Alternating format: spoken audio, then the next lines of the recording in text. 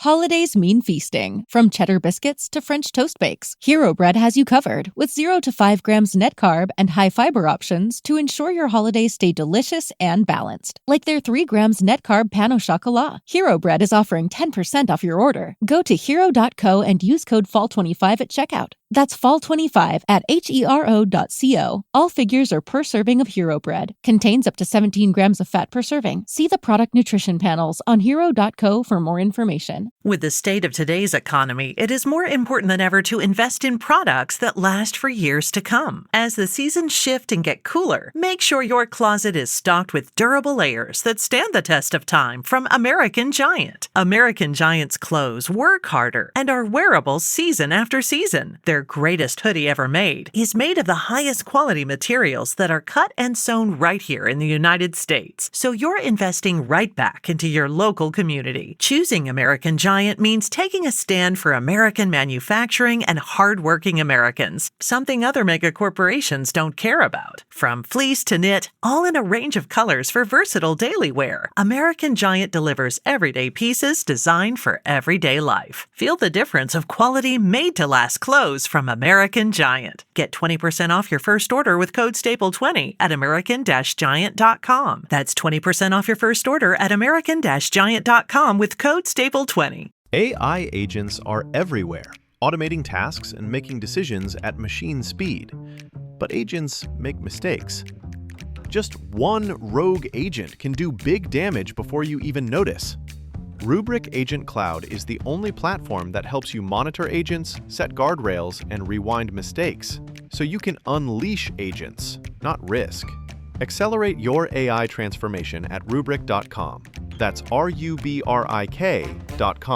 How would you like a 15% discount to my daily email, the stack of stuff, the show notes, discounts to the conference, all of that? All you need to do is text the word SHOW to 33777. You'll get the annual subscription with a 15% discount to my daily email. You'll get the stack of stuff, the links to the show notes, discounts to the conference, and so much more. All you have to do is text the word SHOW, SHOW, to 33777. Text SHOW to 33777.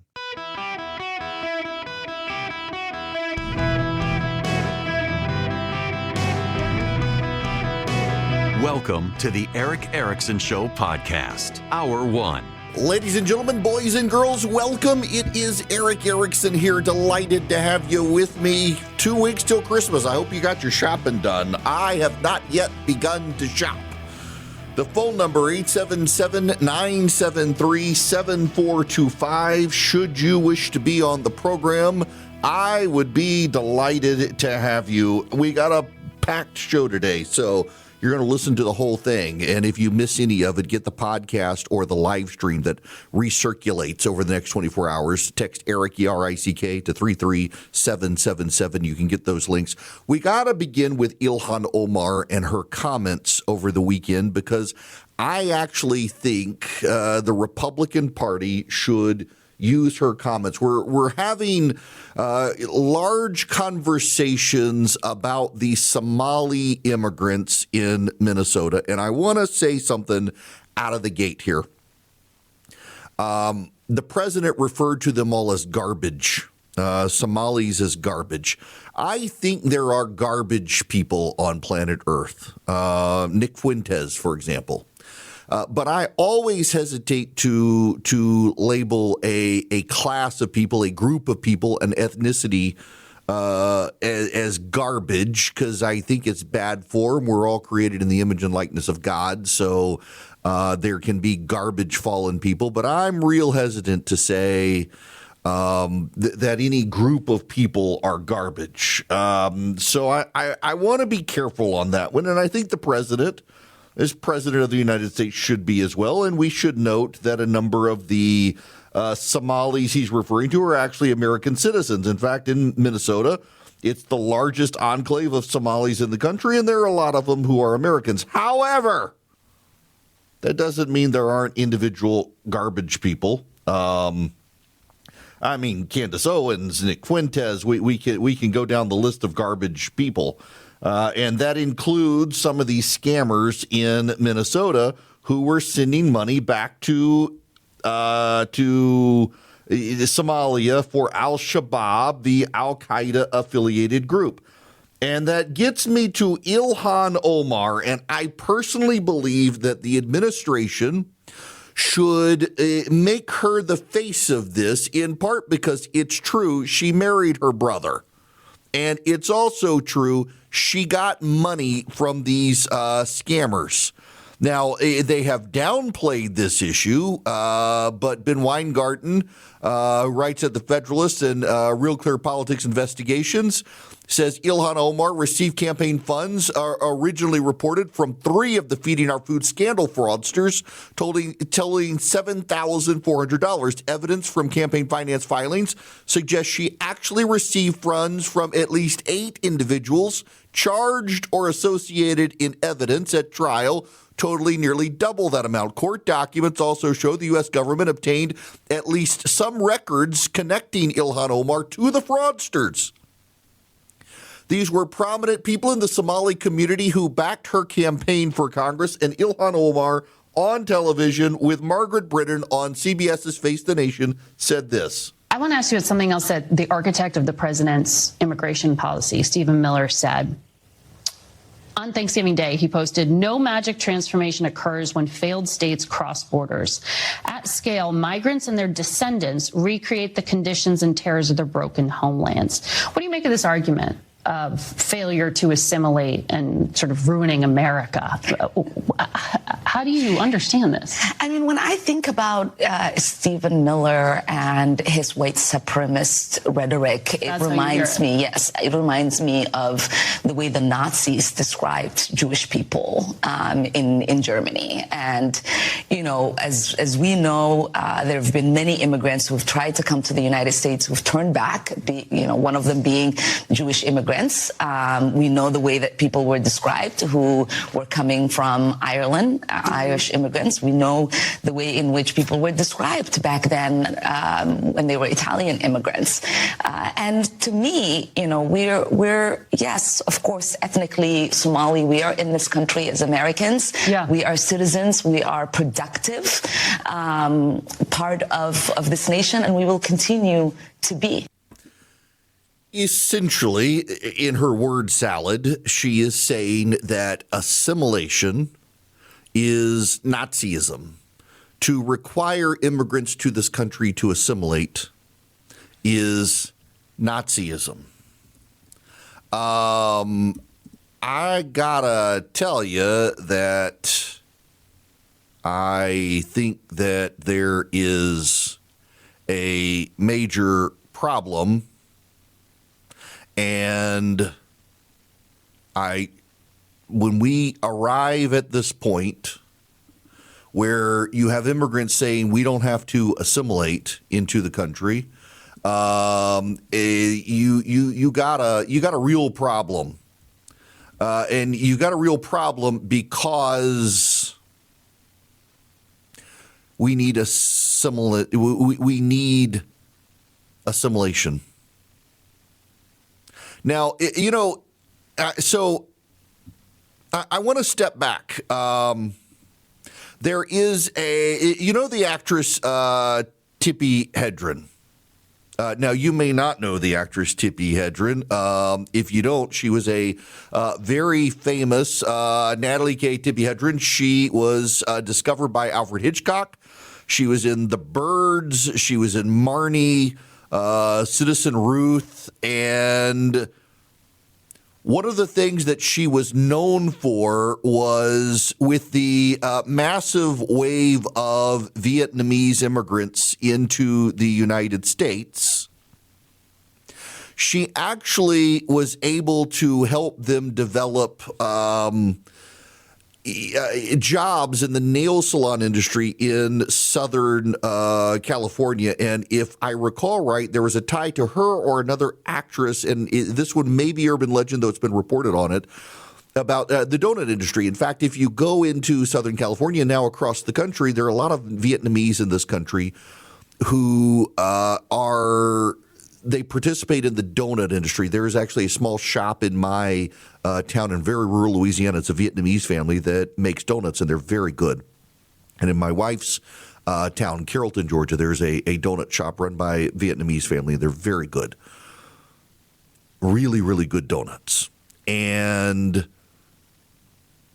it was people in this country helping the Vietnamese when they came to this country after the fall of South Vietnam, helping them integrate into culture and get jobs.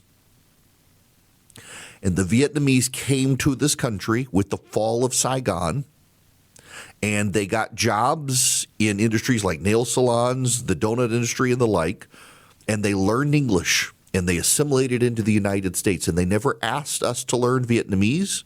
They never expected us to provide slums for them to live in. They came and they worked and they integrated.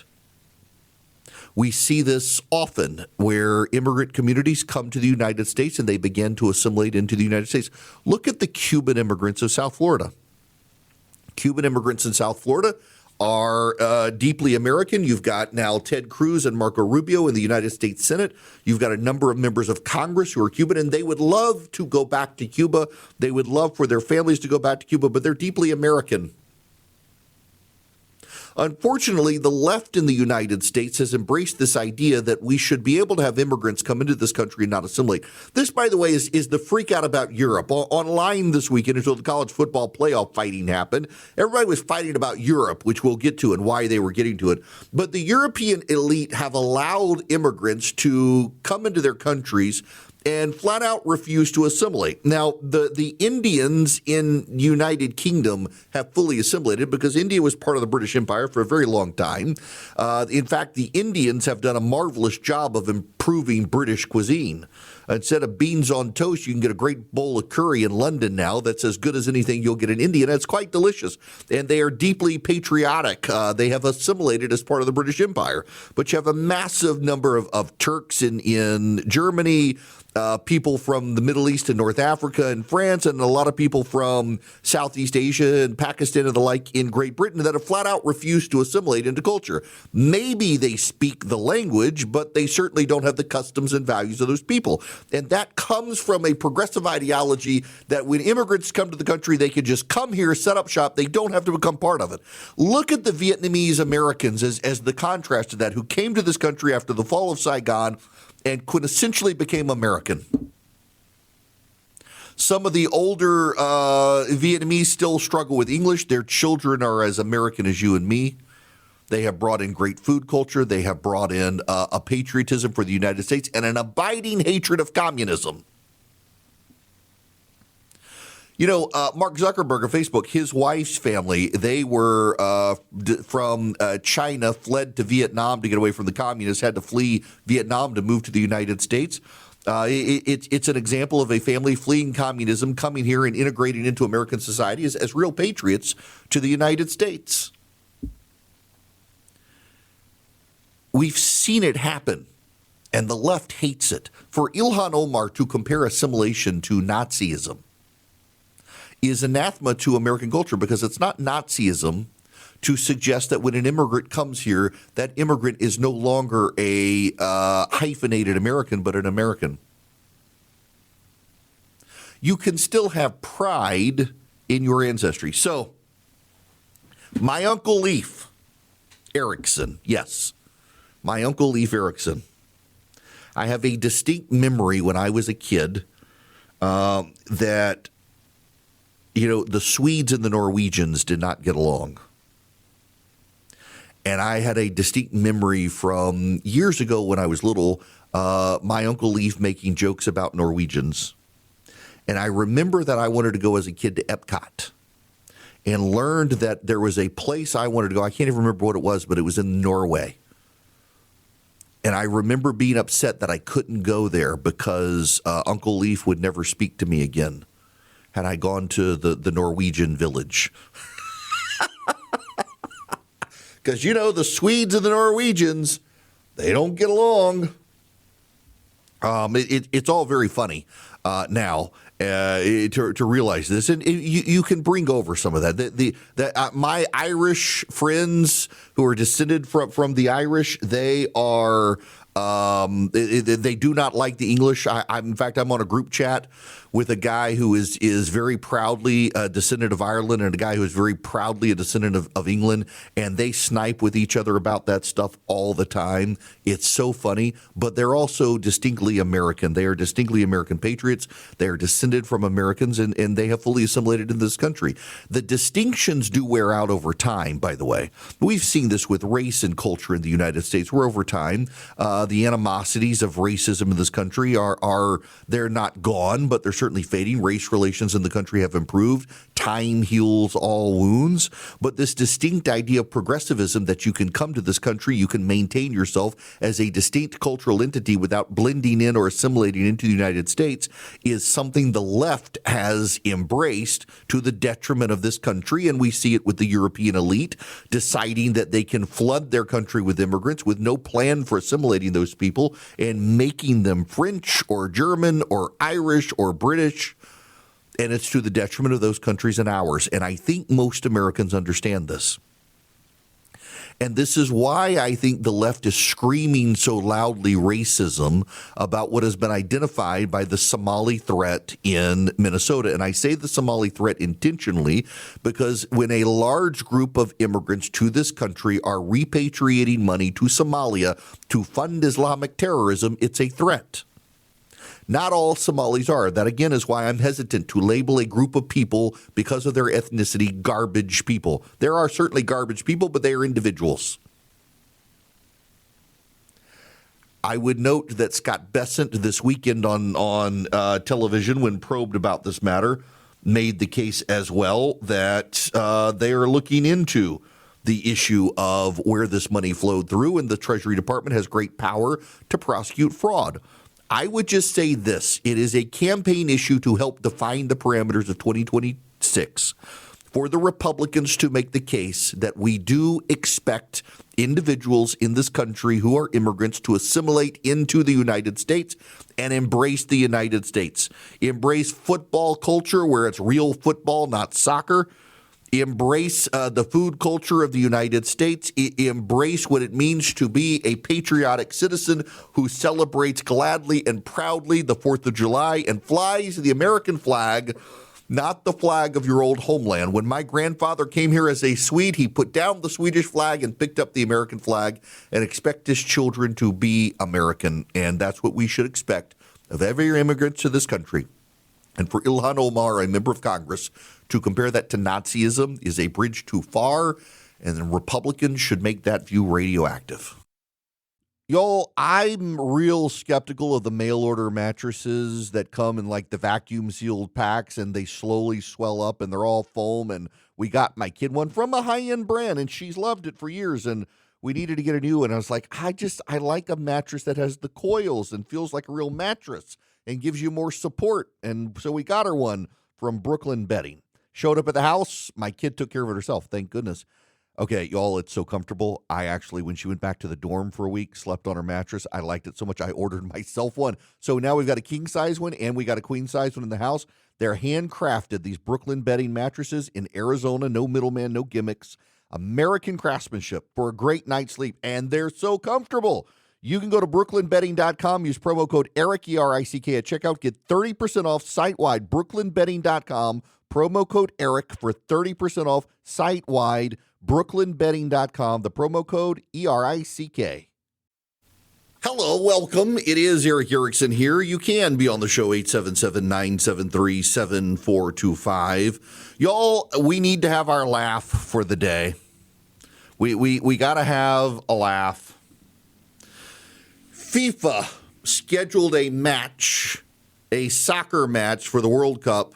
It's going to be held in Seattle on June 26th. Now, they already announced it, and fans decided to label it the Pride Match. Well, they announced it and labeled it the Pride Match before their teams were randomly picked to participate in the Pride Match in Seattle on June 26th. They have now selected the two teams that will play in the Pride Match in Seattle on June 26th for FIFA. Egypt and Iran.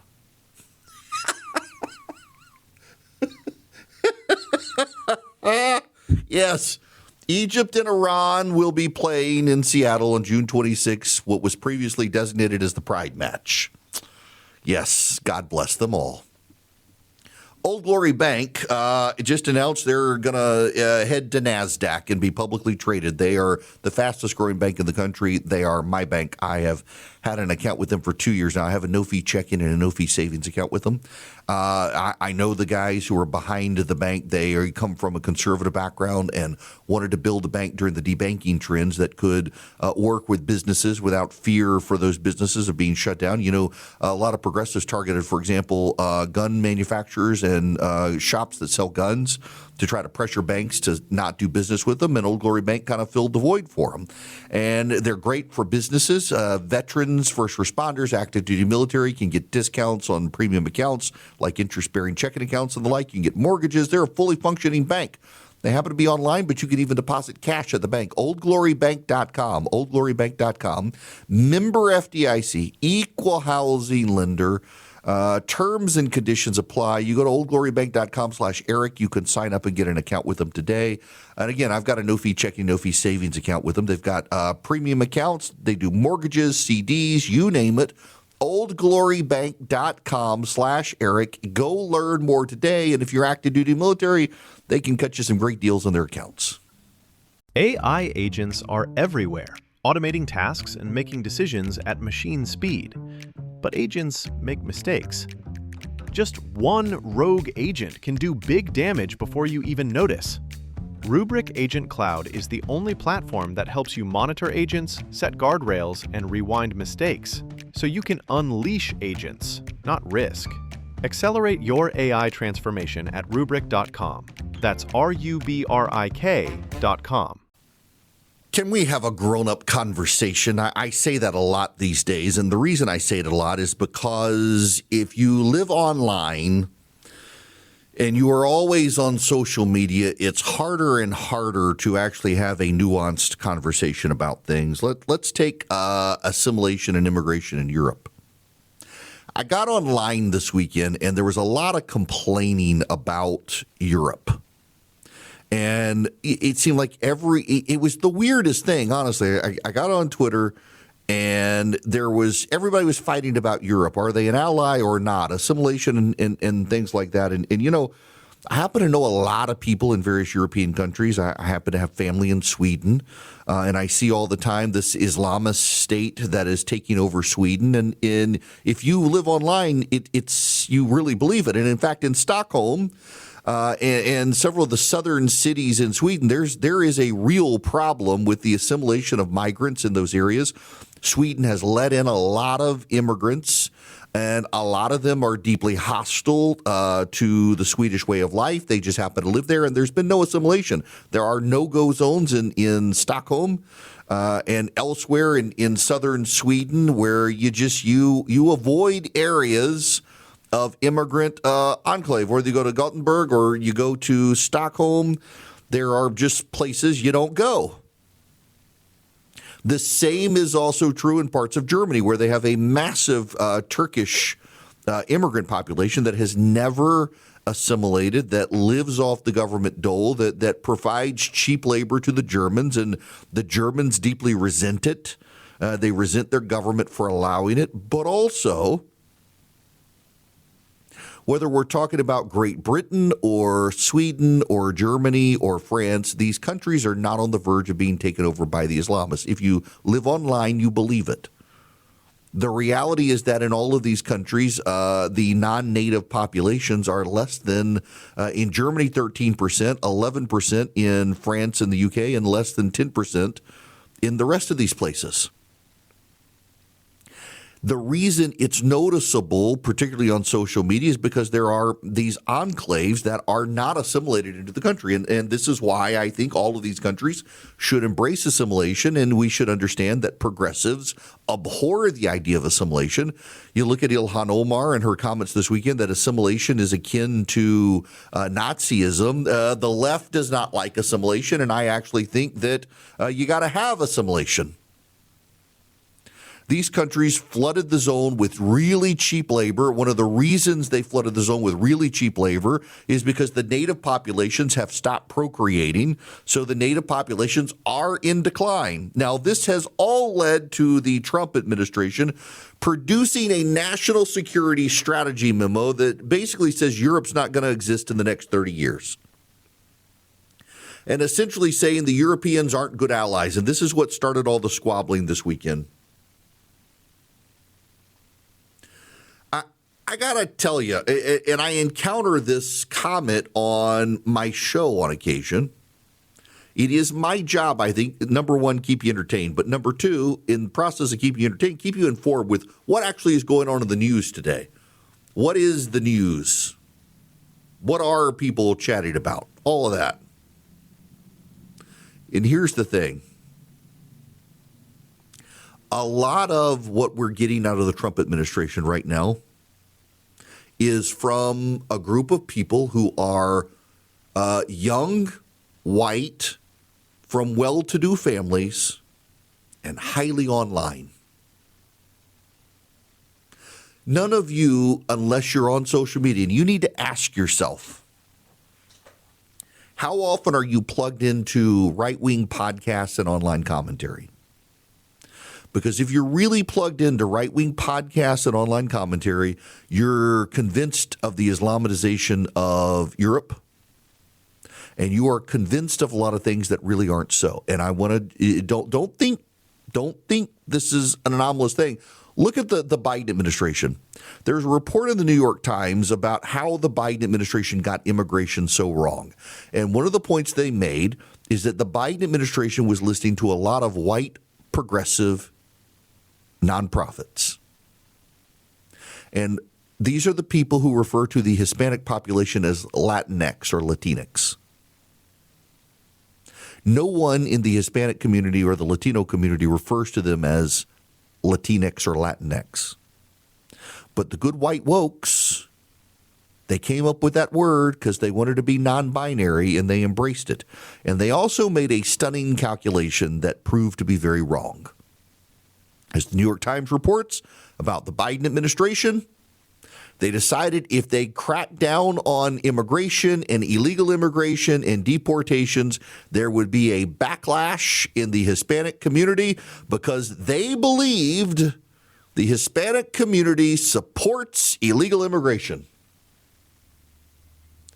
Now, all you have to know, if you talk to anyone who is Hispanic and here illegally, is they're furious with the gangbangers and criminal element flooding the borders of the United States under the Biden administration, and in many cases competing with them for jobs in this country, in addition to bringing the gangland violence of their native countries to this country where the legal immigrants came for safe refuge and to become Americans. And the Biden administration got it spectacularly wrong. Why did they get it wrong?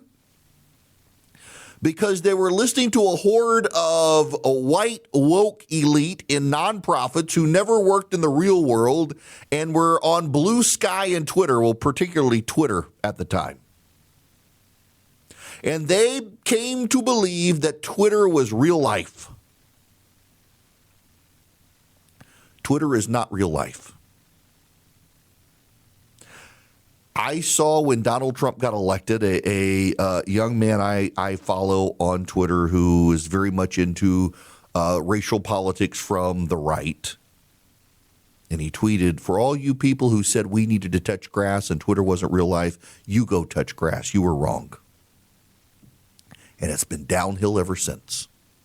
In fact, there is data out there right now that the Hispanic voters who voted for Donald Trump could begin to engage in backlash. Why? because they genuinely abhor illegal immigration, and they abhor the gangbangers, and they abhor the criminal element coming in, but they themselves at this point feel targeted by the overplayed hand of those in Homeland Security who are being led by a bunch of people who are highly online and have decided that we must throw out every immigrant from this country that we can if they are not legal citizens. Even if they're here as resident aliens, we should probably get rid of them. Brian Kilmeade this morning on Fox and Friends. But here's the nuance. The nuance is there's an election in Miami right now. Right. And for the first time in decades, it looks like a Democrat could win. And that is a very Hispanic community. And the whole redistricting in Texas was if the president continues to make gains with the Hispanic community. Some of them are misreading the aggressive tactics of ICE and taking it on the whole Hispanic community. And they feel as though they've been too broadly targeted. And that's why the president's numbers are coming down with Hispanics. That's why Tom Homan's got to get together with Kristi Noem and find out whose policy is going to work. Because they have an election, a midterm election. Things aren't going to go good for anybody's mission on the Republican side if they lose the Hispanic vote or nullify, negate some of the gains that they've worked so hard to make. So they got to figure out a policy that goes for the criminals, the people that are abusing their visa, and leaves the people that belong here. Now, here's the problem. What if I tell you that in the Hispanic community there's a lot of polling, and there is, that says if you've been in the country for 30 years and you're an illegal alien, they think you might as well stay? We're not talking citizenship. They just think, leave them alone. They haven't done anything. If I tell you that and your reaction is, I don't care, round them up and deport them, they're here illegally, you begin to see where the divide becomes within the Hispanic community and the Republicans. And Kilmeade raises a very good point. In Miami, they haven't had a Democrat as mayor in over 30 years. And the Hispanic community down there is really upset with the way Kristi Noem has handled deportations. There's actually a real divide within the administration. Tom Homan's position has been round up the criminals and the gangbangers and get rid of them first.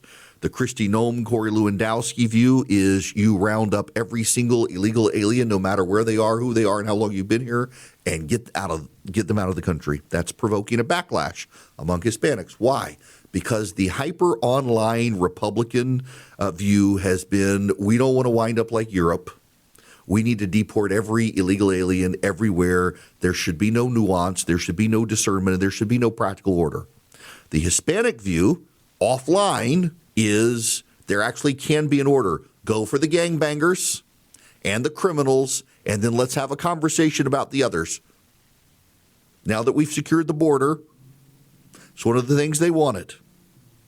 But the right is getting high on their own online supply. This national security assessment, it's like 19th century mercantilist America coming back. It's what you read about online. Essentially, the Trump administration, they're not relying on experts anymore because the experts have discredited themselves and nobody trusts the experts. And so they've gone to Twitter accounts that stayed at Holiday Inn Expresses last night who've decided we should be a 19th century mercantilist society. We should divide up the world between China, Russia, and the United States. We'll take the Western Hemisphere, and China and Russia can fight over the Eastern Hemisphere because we strategized it out on playing Risk. And in the board game Risk, it worked out great for us. We're not being led by adults in the real world. The president is surrounded with a bunch of young people who, by the way, I think it really does need to be noted. A lot of them come from well-to-do families, and they spend a lot of time online in Washington, D.C., and in groups of young men who spend a lot of time deciding what's on Twitter's right, and the president's getting bad advice. And we're seeing this shape up. We're seeing this aversion to the Europeans because the Europeans, they've decided, are on the verge of becoming Islamist, which isn't actually true. There are problems, and you see, here's the problem. This gets to the nuance of it. When you say it isn't true, people are like, but, and they give you all these examples. I can say there's a problem, There is a problem, and it is a failure to assimilate, and it is the idea of letting in all these migrants for cheap labor in Europe, but it doesn't mean they're on the verge of Islamification of Europe. And if you believe the one, you have to believe the other on Twitter. That's the problem. In the same way, on the left, is this idea from winning the Twitter fight that you can't have enforcement of illegal immigration because that's racism. That's what the left believes. There was this, I saw over the weekend, somebody posted this clip about a West Wing episode from the 90s where some group of white progressives wanted to get the president in West Wing to embrace a new map that essentially was upside down because it was heteronormative and displays of bigotry towards the third world by putting North America in the northern hemisphere, and it should be upside down, and we should reposition the land masses and do a different map that made Africa look bigger than Greenland, because by making Greenland look as big as Africa, it involved racial discrimination of Africa. It was the absurd sort of stuff you get from the woke nonprofits. And they were mocking it in the 1990s on the West Wing, and here we are in the 2000s, and people think it's real. What was mocked has become reality, and it all has to do with too many people on the left and the right thinking that what happens on Twitter is the real world. And the things said on Twitter are the real world. And most of you who do not live on Twitter, you don't know anything about these arguments. You don't know anything about these debates. And unfortunately, too many of the policymakers in Washington have too much time on their hand on both sides of the aisle. And they spend too much time seeing what is being argued about on Twitter, and that must be where we stake out our ground. And the result is they've missed everything. In the White House, they're provoking a backlash of Hispanic voters because online, everybody on the right says, get them all out of here, every single one of them. And on the left, they provoked a Hispanic backlash by believing these people wanted to be called Latinx and that they wanted all illegal immigration in the country, which isn't so. Both sides are catering to an online horde that has detached from reality, and it is shaping very bad public policy. And in the case of the Trump administration, the online horde has essentially decided the Europeans are the bad guys now, and we should make nice with China and Russia. That's exactly what China and Russia would like us to do, and they are not our friends. The Europeans have problems, lots of problems. We shouldn't understate the problems.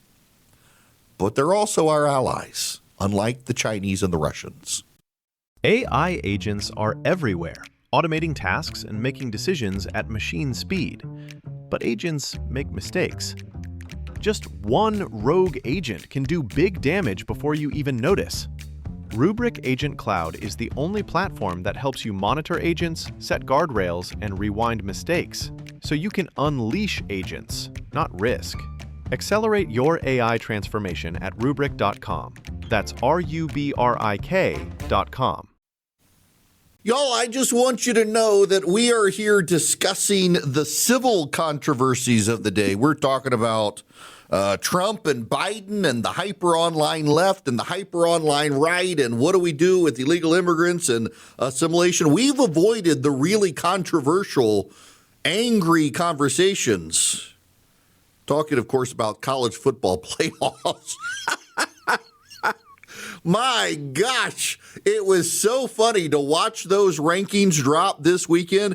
Every single person I could follow on social media was arguing about Trump and Europe and politics and the Democrats. And then the college football rankings came out and boom, Notre Dame is having a moment. Brigham Young upset.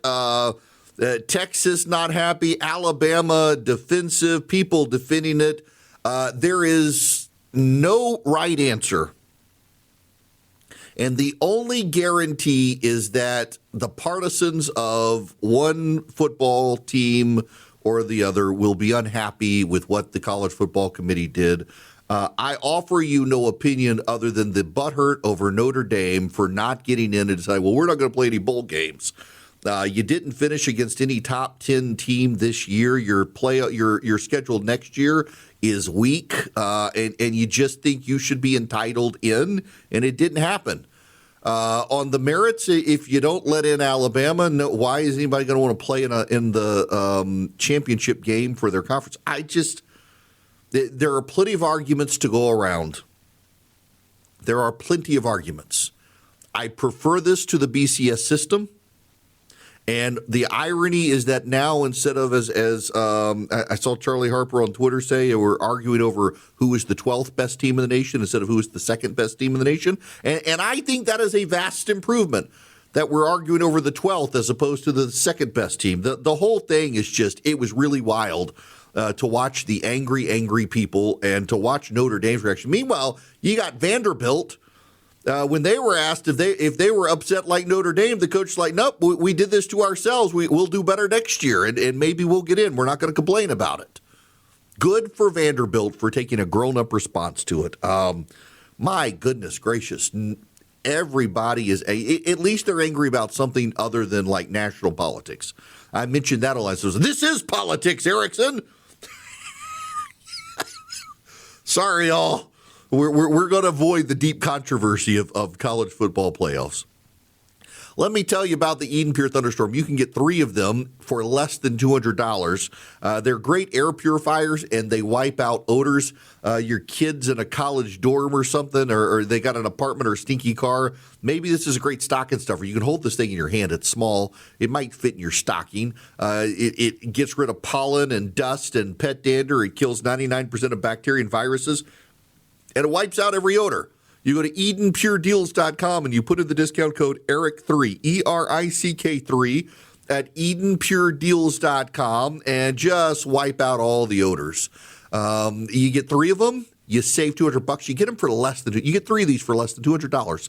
Price hadn't gone up in quite a while, and they eliminate all odors. EdenPureDeals.com. The discount code is ERIC3, ERICK3. And EdenPureDeals.com. You can save, wipe out odors. You get 3 of them for less than $200. EdenPureDeals.com.